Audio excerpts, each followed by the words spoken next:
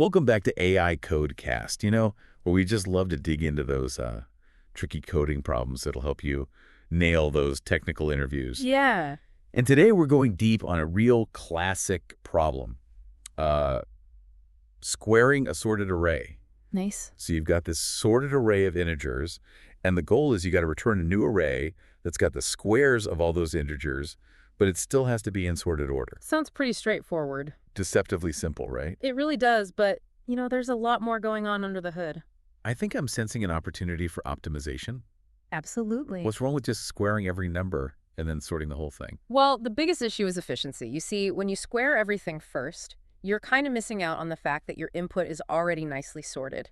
So then when you use a regular sorting algorithm, you end up with O of allo and time complexity, where n is how big your array is. Makes sense, those sorting algorithms. They like to compare and rearrange a lot, so the bigger the array, the longer it takes. Exactly. But how can we use the fact that the input is already sorted to do better than that O of n log n? That is the key insight here. That sorted input gives us a massive advantage. Imagine you've got an array with both positive and negative numbers. Okay. When you square them, the squares of the negative numbers are going to get smaller as you go towards the beginning of the array. And then the squares of the positives, those increase as you head towards the end. So we end up with like these two sorted sequences inside the squared results, one going down from the negative squares and one going up from the positive squares? You got it. So instead of sorting the whole squared array again, what if we could just merge those two already sorted sequences? Now you're thinking. It's like you have two lines of folks, each sorted by height, and we want to combine them into one line, still sorted by height. A perfect analogy. But how do we actually do this with our array? Well, this is where the two-pointer approach comes in. Ooh, 2 pointers. So picture this. You've got 2 pointers, one hanging out at the beginning of the array, pointing to the smallest squared value from the negative side, and another one at the end, pointing to the smallest squared value from the positive side. Okay, so strategically placing those pointers right where the squared values are smallest on each side. Exactly. Now, in each step, you compare the values at those 2 pointers, and you pick the bigger one. Okay. And this bigger value, it's got to be the next largest square in our final sorted output. So we add it to our result array, and then we move the pointer that pointed to it inward. So if the bigger value was from that left pointer, the negative side, we move the left pointer one step to the right to look at the next bigger squared value on that side. And same thing, if the bigger value was from the right pointer, we move it one step to the left. Perfect. You got it. So we keep doing this until our pointers meet right in the middle, basically merging those two sorted sequences of squared values into one big, happy sorted array. And that's the beauty of it. It's so cool. It's like we're taking advantage of the fact that the input's already sorted to skip that whole full sorting step. It's like a merge sort, but in linear time. Exactly. And that's the power of the two-pointer approach. Yeah. We brought the time complexity down to O of n because we're just going through the array once. This is making a lot of sense. Great. But I want to make sure we're not missing anything. What about negative numbers? Oh, that's a great question. Yeah, how does squaring them mess with the comparison? It's really important to remember when we square a negative number, it becomes positive. But we're not just comparing the squared values directly, we're comparing their absolute values. So we're focusing on the size of the number, whether it was positive or negative originally. Right. That way we're always picking the biggest square no matter what its sign was. And because we're putting the larger squares into our result array from the end, working backwards, the final output naturally ends up sorted. Exactly. I'm seeing how this fits together. We compare absolute values to make sure we're always getting the biggest square, and we build the result array from the end to keep things sorted. Right. But I have another question. Are there any edge cases or tricky spots we should watch out for? Yeah, there are a couple of things to keep in mind. Okay. One common mistake is people forget to move the right pointer after they put a square in the result array. Yeah. If you accidentally move the wrong one, you could skip elements or totally mess up the order. That's a really good point. It's all about the details, especially during a live coding interview. Right, absolutely. Another potential issue is handling duplicates in the input array. Okay. The two-pointer approach will still work, but depending on how you move the pointers when you hit those duplicates, you might end up with the duplicate squares in a slightly different order in the result. So we need to be careful if the order of those duplicates is super important for the problem. Precisely. It's always a good idea to double-check those little details with the interviewer to make sure you're covering all the bases. This has been incredibly insightful. Good.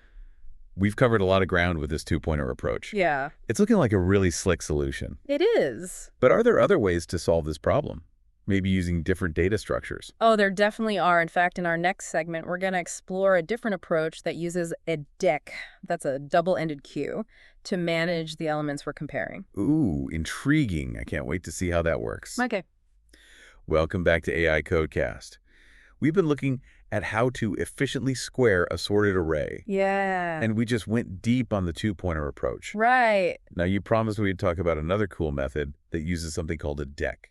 Yeah, Deques are really cool data structures. Okay. You can think of them like a line where you can add or remove people from both ends. Okay. Super versatile for problems where you got to manage stuff from both sides. So I'm picturing this line, Yeah. but how does that help us with our sorted squares problem? Remember how in the two-pointer approach, we had pointers at both ends of our sorted input array, always comparing the squares of the elements at those pointers? Yeah, that was the key to merging those two sorted sequences of squared values. Exactly. A Deque can help us manage those elements and that comparison in a really neat way. So instead of just having pointers to, like, indices in the array, Yeah. we're actually putting the elements themselves into the Deque, and the Deque will always keep them in the order we need for our comparison. Precisely. Think of it this way. We start by filling our Deque with the elements from the input array, which is already sorted. Right. That was our big advantage. Now with the Deque all set up, we start a loop that keeps going until the Deque's empty. Okay.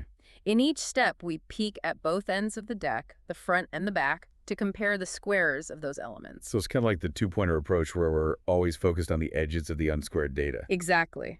The Deque just makes this whole process super smooth. Okay. We grab the bigger square, take it out of the Deque, and add it to our result list. So we're kind of eating the Deque from both ends, always taking the bigger square and putting it in our output.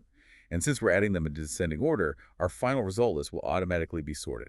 It's like we're building a tower brick by brick, but from the top down. I like that visualization. And just like the two-pointer approach, this Deque method gives us that nice linear time complexity O of n because we only go through the elements once. Okay, so far so good. But what about the space we're using? We're making a Deque and a result list, right? You're sharp. Yes, the space complexity would also be O of n because of those extra data structures. But like I mentioned before, sometimes we're allowed to modify the input array directly. In those cases, you could potentially get O of 1 space complexity, but that might have downsides depending on the problem. So there are always trade-offs. Always. So we've got the two-pointer approach and the slick Deque method, both with O of n time complexity. Right. Is there ever a reason to pick one over the other? Honestly, they're pretty similar in terms of efficiency. It often comes down to personal preference or what the problem specifically needs. Sometimes people find the Deque approach a little easier to understand because it's directly managing the elements we're comparing. Yeah, sometimes it's just about what makes more sense to you. Exactly. And Deques are generally super efficient for adding and removing stuff from both ends, so there's no big performance hit. Okay, cool. I'm really starting to like these data structures. They're powerful tools for sure. Before we move on, are there other problems where this Deque approach really shines? Maybe beyond sorted arrays? For sure. Anytime you're working with a sliding window of data, or you need to keep things sorted while processing from both ends, a Deque could be your best friend. So it's not just for sorted arrays. It's more about those situations where you need to manage stuff at both ends of a sequence. Exactly. Think about problems like finding the biggest value in a sliding window as you move it along an array. A Deque handles that beautifully. Okay, I'm seeing the bigger picture now. It's cool how these seemingly simple data structures can lead to such elegant solutions. That's the beauty of algorithms. It's all about picking the right tool and knowing how to use it. Well, we've covered two really clever and efficient approaches to this sort and squares problem. Yeah. And I feel like we've barely scratched the surface. Is there anything else we should highlight about these methods or any traps our listeners should watch out for before we wrap up this segment? You know, one thing to remember is that these approaches work great when the input array is sorted, but they wouldn't be as good if it wasn't.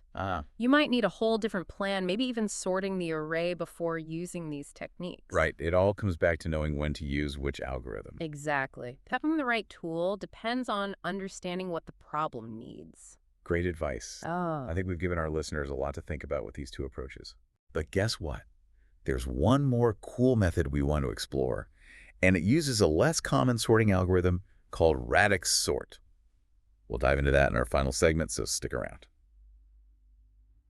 Welcome back to AI.Code.Cast for the grand finale of our sorted squares extravaganza. Yeah! We've explored the two-pointer approach and that slick, Deque-based solution. Right. Both super clever ways to tackle this problem. Yeah. But we saved the most unique method for last. Definitely. Get ready to have your mind blown by Radix Sort. It's a fascinating one. Okay, so Radix Sort is the dark horse in this race. Yeah. But how does it even work? Imagine you're sorting a deck of cards. Okay. Instead of comparing the whole card, Radix Sort looks at the suits or values one by one.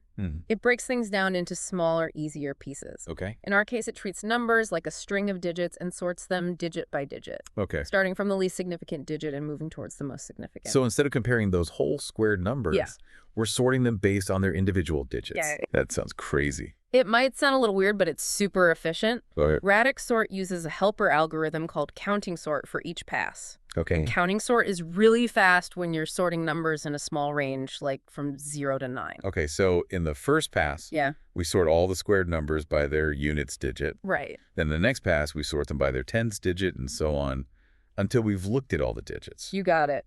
And because we're only dealing with single digits in each pass, counting sort can really shine. Yeah. This is how Radix Sort can get a time complexity that's often considered linear. Yeah. O of nk, where n is the number of elements and k is how many digits are in the biggest number. So in a lot of cases, k is basically a constant. Right. Meaning that the time complexity becomes effectively O of n. It's pretty amazing. It is. But I'm guessing there's a trade-off somewhere. You always got to watch out for those. What about space complexity? Yeah. Doesn't Radix Sort need extra storage for all those counting sort operations? You're right. Radix Sort usually has a space complexity of O of n because we need those extra arrays for counting sort in each pass. So it's super fast, but it uses more memory. Yeah. Think of it like a sports car. Great for speed, but not so good for carrying a lot of luggage. I like that analogy. Yeah. Okay, so when would we choose Radix Sort over the two-pointer or Deque methods? And when would we stick with those other methods? That's a good question. If speed is super important and you're not too worried about memory, Radix Sort can be a great option. Okay. But if the squared numbers have a ton of digits, almost as many as the number of elements themselves, then that k factor in Radix Sort's time complexity starts to matter more. I see. In those cases, the two-pointer or Deque methods, which always have O of n time complexity regardless of how many digits there are, might be better. That makes sense. It's all about picking the best tool for the job, depending on the data and what we need to do. Exactly. I feel like I've learned so much about algorithms today. We've covered 3 really cool approaches to squaring a sorted array. Yeah. The two-pointer approach, the Deque-based solution, and the mind-blowing Radix Sort algorithm. They're all pretty cool. It's amazing how different techniques can solve the same problem, each with its own advantages and disadvantages. It really shows the creativity of computer science. There's always more than one way to do things, and the best solutions often come from thinking outside the box. Well, that wraps up our deep dive into squaring a sorted array. Yeah. I hope this episode helped our listeners understand these techniques better and inspire them to keep learning. I hope so too. Remember, practice makes perfect. So try out these algorithms and see how they work in different situations. Definitely. The more you practice, the better you'll get at solving those tricky coding problems. And with that, we'll say goodbye from AI.Code.Cast. See you next time. Until then, happy coding.